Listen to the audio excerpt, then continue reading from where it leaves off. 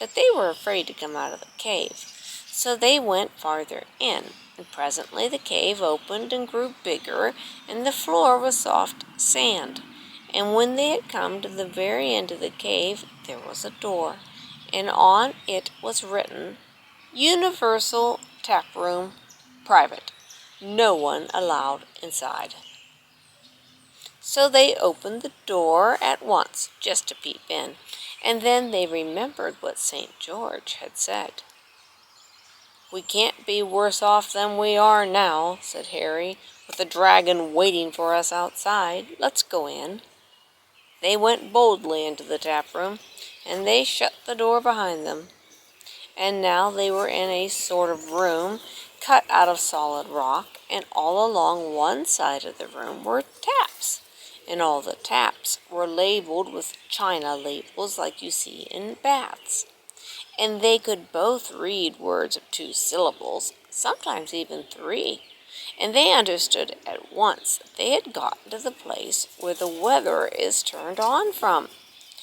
There were 6 big taps labeled sunshine, wind, rain, snow, hail, ice, and a lot of little ones labeled fair to moderate, showery, south breeze, nice growing weather for the crops, skating, good open weather, south wind, east wind, and so on.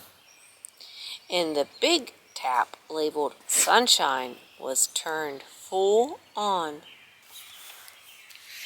They could not see any sunshine. The cave was lighted by a skylight of blue glass, so they supposed the sunlight was pouring out by some other way, as it does with the tap that washes out the underneath parts of patent sinks and kitchens.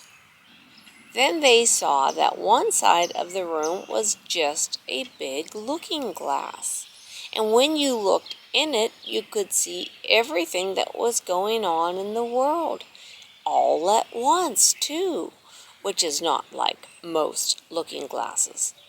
They saw the carts delivering the dead dragons at the county council office. They saw St. George asleep under the dragon-proof veil. They saw their mother at home crying because her children had gone out in the dreadful, dangerous daylight, and she was afraid a dragon had eaten them. And they saw the whole of England like a great puzzle map, green in the field parts and brown in the towns, black in the places where they make coal and crockery and cutlery and chemicals.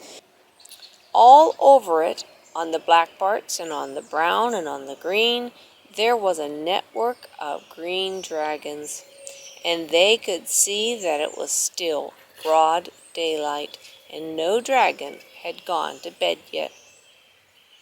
Effie said, "Dragons do not like cold," and she tried to turn off the sunshine.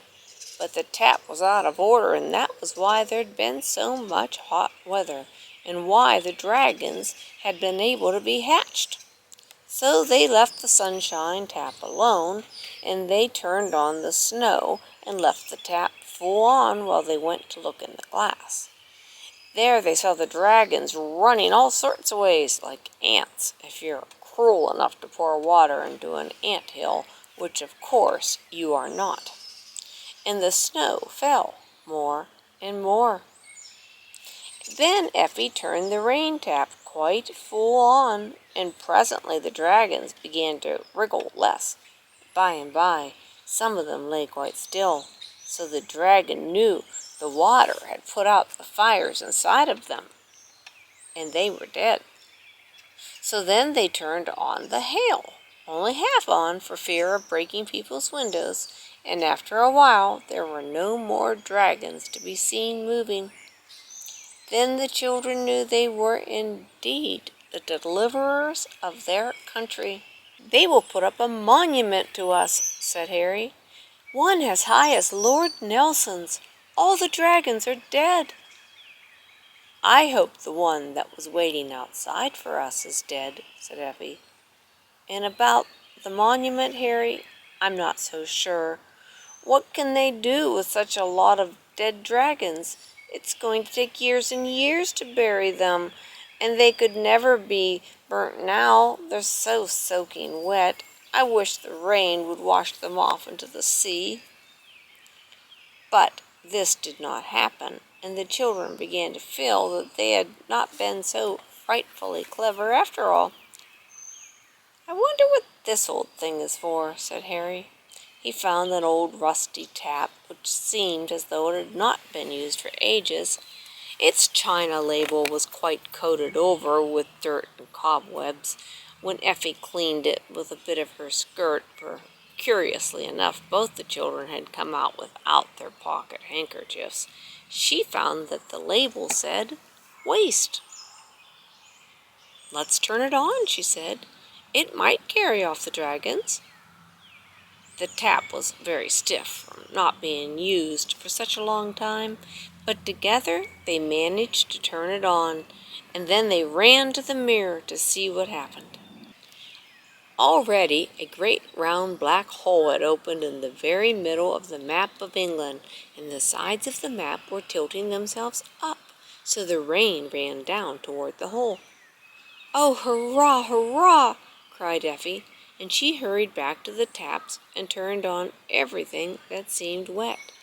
Showery, good open weather, nice growing weather for crops, and even south and southwest, because she had heard her father say that those winds brought rain. Now the floods of rain were pouring down on the country, and great sheets of water flowed towards the center of the map. Cataracts of water poured into the great round hole in the middle of the map, and the dragons were being washed away and disappearing down the waste pipe in great green masses and scattered green shoals, single dragons and dragons by the dozens of all sizes, from the ones that carry off elephants down to the ones that get in your tea. Presently there was not a dragon left, so they turned off the tap named Waste, and they half turned off the one labeled Sunshine. It was broken, so they could not turn it off altogether, and they turned on Fair to Moderate and Showery, and both taps stuck, so that they could not be turned off, which accounts for our weather. How did they get home again? By the Snowdon Railway, of course. And was the nation grateful? Well, the nation was very wet, and by the time the nation had gotten dry again, it was interested in the new invention for toasting muffins by electricity, and all the dragons were almost forgotten. Dragons do not seem so important when they're dead and gone, and there never was a reward offered.